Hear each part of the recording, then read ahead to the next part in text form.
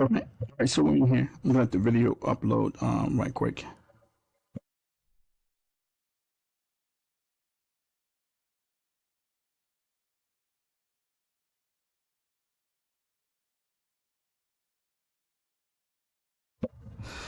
All right.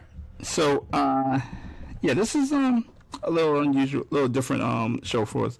This is Trump and the G inspires Dave Chappelle to applaud Trump. So you know, like we've always known, Trump and the G is the top podcast in the country, and you never know who you're inspiring. You never know who watches you. We like for people to watch the show, even in silence, even people like Dave Chappelle. And Dave Chappelle, as everybody knows, is one of the top comedians in the country, and is considered by a lot of people to be the top comedian, the best out there, especially from African Americans. He's also brandished himself as an intellectual, which I found hilarious because it just shows you that it's a U.S. construct where the U.S. props up entertainers, comedians, and professional athletes, and makes them think they're intellectuals, and uses them as a tool to keep black folks distracted and uninformed, and to not pay attention to real intellectuals like myself and people on Trump and the GE. So, Dave, like a lot of entertainers, wants to be popular. He's particularly very popular when Obama was running for president, and when he was president, Chappelle and lots of entertainers loved Obama and praised him incessantly, but never talked about his policies. And so, just to show you the sea change between where Dave Chappelle was years ago and where he is now, when Obama, just after he got elected, Dave Chappelle wrote a stand-up way, tells the story about how he first met Obama. He was doing a stand-up show at the Punchline in San Francisco. He was coming off his infamous hiatus out or his trip from South Africa after he had left the Chappelle show and taken a break, and he wanted to do some jokes at the Punchline in San Francisco in a safe space, tell some jokes, sort of get his chops back. And he spoke to Chris Tucker, and asked Chris Tucker, would he be interested in coming, so on and so forth. And Chris Tucker wanted to make some friends, so Chappelle said yeah. So when he showed up in his dressing room the next day, there's Chris Tucker with some friends, former Vice President Al Gore, the owners of Google, Kamala Harris, who at the time was the DA of San Francisco, who's now, of course, vice president.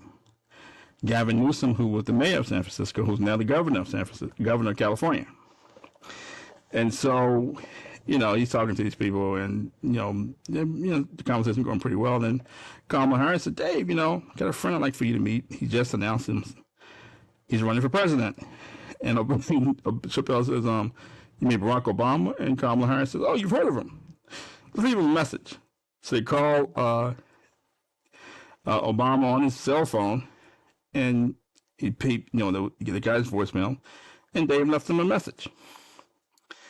And the next, he tells us a funny story. Next day, he runs into Gavin Newsom again, and Gavin Newsom introduces him to Prince Charles of England. So he's meeting all these famous people, like almost like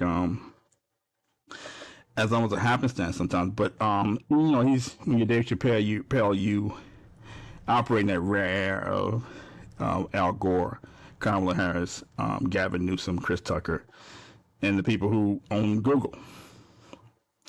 So then he says he's in Myrtle Beach, South Carolina, he and Chris Tucker, and they go to the last Democratic debate, that includes Dave Edwards, Hillary Clinton, and Obama. And he tells the story about how the light just shined off Obama in a certain way that made him think he was looking at Jesus. And he knew right then this was the guy. Obama was the guy. But we were looking at the next president of the United States. And he waits around. I think Hillary and Dave Edwards left, but Obama stayed around and talked to as many people as he could. And Dave waited around, and they made eye contact, and he gave Obama a bro hug. And Obama said, "Dave Chappelle." And he gave him a bro hug and whispered to him, "I got your message." And Dave Chappelle sitting there right there, I knew he would be the next president of the United States. And it's just like this performative sort of thing where, just particularly black folks, that the light shined off him in a certain manner. He knew who Dave Chappelle was. He knew who an entertainer was or a professional athlete was. So that was presidential material. And he got his message. He reminded Dave that he got his message. That's presidential. No talk of policy, no nothing. Just a performative nonsense, and use this performative drivel from an entertainer who people think is an intellectual. So fast forward to one of his most recent SNL skits, where he talks about how the Trump era isn't over, even though Trump's not in office anymore. He's reminding people, particularly in New York, that the Trump era is not over, because people in New York and California are always live in a bubble. They think everybody's like New York.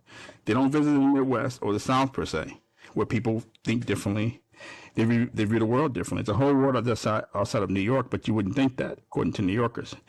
And Dave says, he points that out adroitly, that he talks to whites, poor whites in Ohio, and their conversations about Trump and so on and so forth. So that's how he knows the Trump era isn't over. And he says he's been schooled by poor whites on this Trump phenomenon, and that this still has steam. He points out to a debate, one of the debates between Hillary and Trump. And, Trump is saying that the system is rigged, which confirms a lot of what low income and middle income people have been saying, black and white, for years. Trump had a populist message, similar to Beppe Grillo in Italy, similar to the people who orchestrated Brexit in the UK. There was a populist movement all around the world. Marine Le Pen in France. People fighting the system.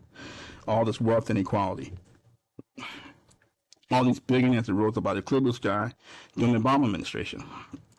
While the majority of the public was, experienced wage stagnation or declining wages, while costs are going up. Costs for college, costs for food, costs for rent. Everything's going up, but everybody's wages.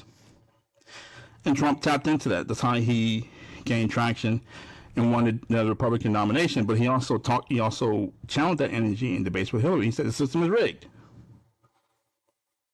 And he said, I know because I use it. And Hillary was trying to argue with him. But Trump said, no, it is rigged because I use it.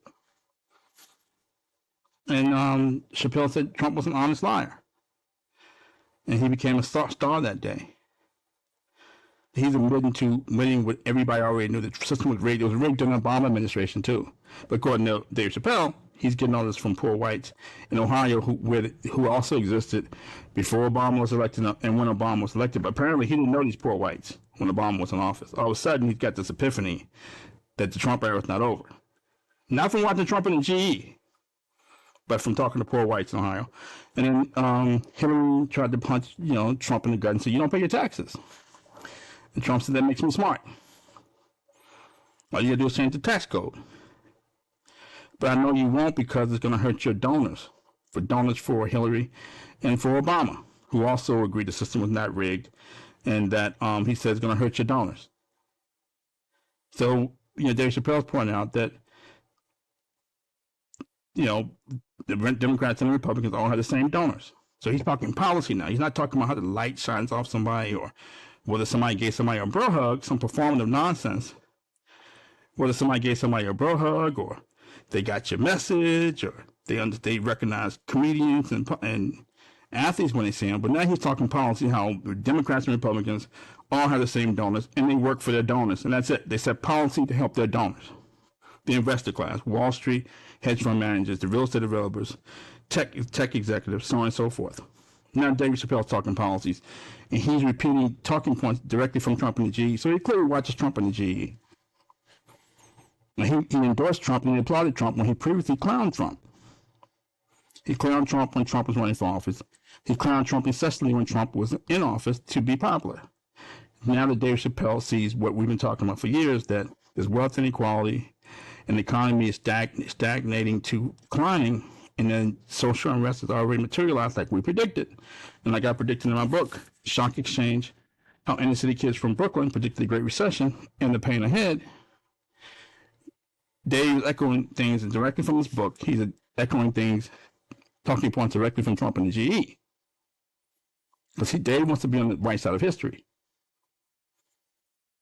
He doesn't just want to be performative anymore. He just doesn't want to be popular amongst the black literati. He wants to be on the right side of history, which is basically the Trump era is not over.